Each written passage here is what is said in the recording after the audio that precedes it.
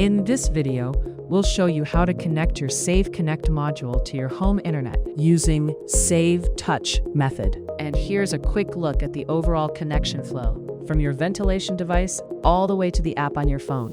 Today, we're focusing on the Save Touch method. If you'd like to see the other connection options, link to all connection methods videos are in the description below. Power off the Save unit. Open the connection box for easy access. Plug one end of the cable into the connection box and the other end into the Save Connect module.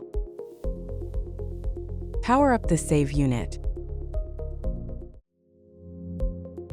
Let's get started with setting up your device.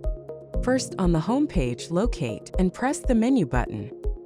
From the menu, select the service option and then enter the service password when prompted.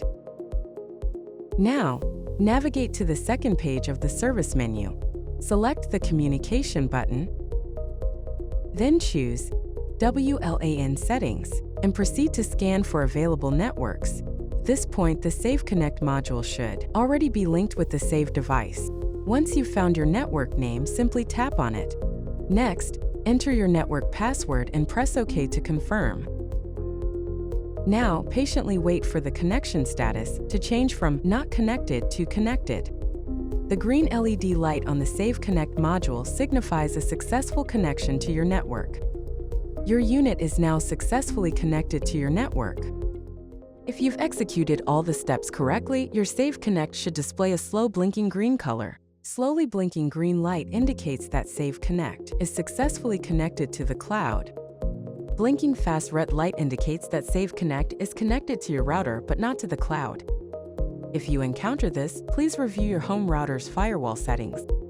Save Connect 3.0 utilizes MQTT port 8883 for outgoing connections, and it should be unblocked. Slowly blinking red light indicates that Save Connect is not connected to your router. In this scenario, the most likely cause is incorrect Wi-Fi password or poor Wi-Fi quality at the Save Connect module.